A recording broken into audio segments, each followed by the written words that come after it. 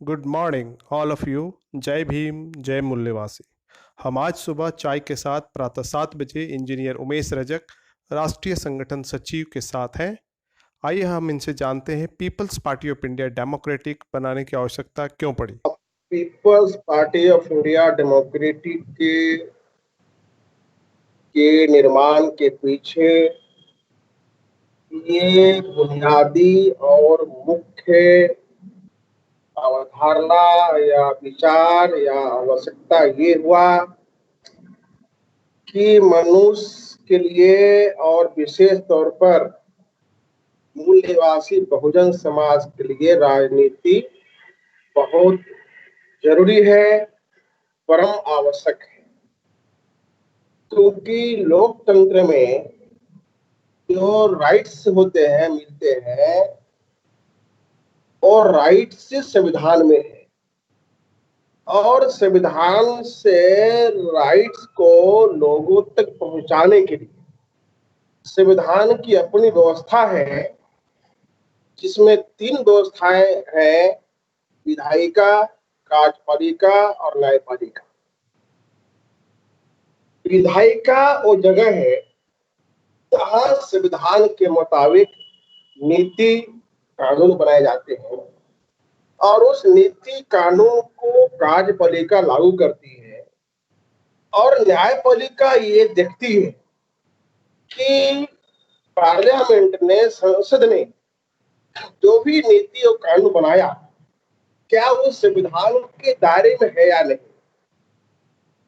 क्योंकि हो सकता है कि देश में विभिन्न विचारों की पार्टियां पार्लियामेंट में आती है, सत्ता में आती है, तो हो सकता है कि कोई ऐसी पार्टी हो जो संविधान के दायरे से बाहर जा करके नीति और लॉ बनाए। तो इसलिए एक थर्ड लोकतंत्र में पावर चेक की व्यवस्था है कि वो पावर को चेक करने वाला जो पावर हो वो है जुडिशरी। वो चेक करती है कि और लोग जो कानून है और नीति है उस संविधान के दायरे में है तो ठीक है, नहीं तो उसको अल्ट्रावर्ट किया जाता है। इस तरह से जो पार्लियामेंट में अगर कानून बनेंगे, अगर संविधान में निहित नीति निर्देशक तत्व के तहत अगर नीति बनाए जाएंगे तो फिर हमें राइट्स मिलेंगे।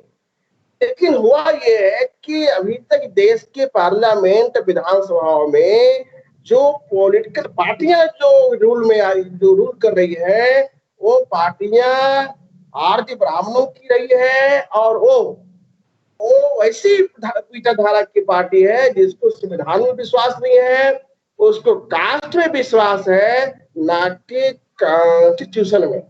अब जिनकी विश्वास ही कास्ट में है, तो पुरानी वाली जो जो उनकी विधान रही है मनुस्मृति, उस पर वो अपना नीति चला रहे हैं और चलाएंगे। तो अगर संविधान के मुताबिक अगर हमको अगर राजपाट करना है तो संविधान के में निहित अधिकार को अगर जन जन तक पहुंचाना है, तो संविधान को मानने वाली, संविधान को जानने वाली और संविधान के साथ आत्मीयता का संबंध रखने वाली और जिस समाज के लिए विशेष तौर पर राइट्स उसमें सिक्योर किए गए, वो समाज की पार्टी अगर नहीं होगा तो फिर वो राइट्स हमें नहीं मिलेंगे। तो राइट्स पाने के लिए शोषित वर्ग की अपनी पार्टी होनी चाहिए। अब शोषित वर्ग की अपनी पॉलिटिकल पार्टी होनी चाहिए, अपनी सत्ता होनी चाहिए। पहले पार्टी होगी, सत्ता होगी। लेकिन हम देखा जा रहा है कि आजादी कितना साल होने के बाद भी 90 के दशक में जो भी पॉलिटिकल पार्टियां उभरी वो क्षेत्रीय बन के रह गई। उनका विजन राज्य से आगे बढ़ नहीं पाया। परिणाम है कि केंद्र आज भी उन्हीं के हवाले है जो हमारे शोषक हैं, जिनका विश्वास जाति में है, संविधान में नहीं है। समस्या का समाधान संविधान में है। संविधान का मेजर पार्ट का इम्प्लीकेशन पार्लियामेंट में होता है। पार्लियामेंट में एक भी डोमिनेट वाली पार्टी हमारे नहीं है। तो फिर ये देखा गया कि बगैर पार्लियामेंट में गए बगैर या तो सत्ता पक्ष में या विपक्ष में, दोनों में एक पक्ष में गए बगैर हमारी फ्यूचर नहीं बचेगी और जो संविधान का राइट्स है वो हमें समाज को नहीं मिलेंगे। इसलिए एक राष्ट्रीय पार्टी होना बहुत जरूरी है। राष्ट्रीय पार्टी ही पार्लियामेंट के नेचर को, उनकी डिबेट को, उनके डिस्कशन को चेंज कर सकता है और चेंज नहीं हुआ तो सत्तासीन होकर के लागू कर सकता है। इसलिए पीपल्स पार्टी ऑफ इंडिया का निर्माण किया गया, क्योंकि क्षेत्रीय पार्टी सिमट गई है, सिकुड़ गई है, वो आपस में उलझ गए हैं। उनके बुद्धि की बस की बात नहीं रहा कि राष्ट्रीय पार्टी बने और राष्ट्रीय पार्टी की जरूरत है। इस जरूरत को मद्देनजर रखते हुए peoples party of India democratic का गठन किया गया है। जो हमारे समाज की पार्टियां हैं वो तमाम क्षेत्रीय होने की वजह से भारत की जो संसद है वो एक तरफा हो गया है। शासक और शोषक वर्ग का ही सत्ता पक्ष है और विपक्ष है, जबकि विपक्ष या सत्ता में शोषित और शासित वर्ग का आ जाना चाहिए था।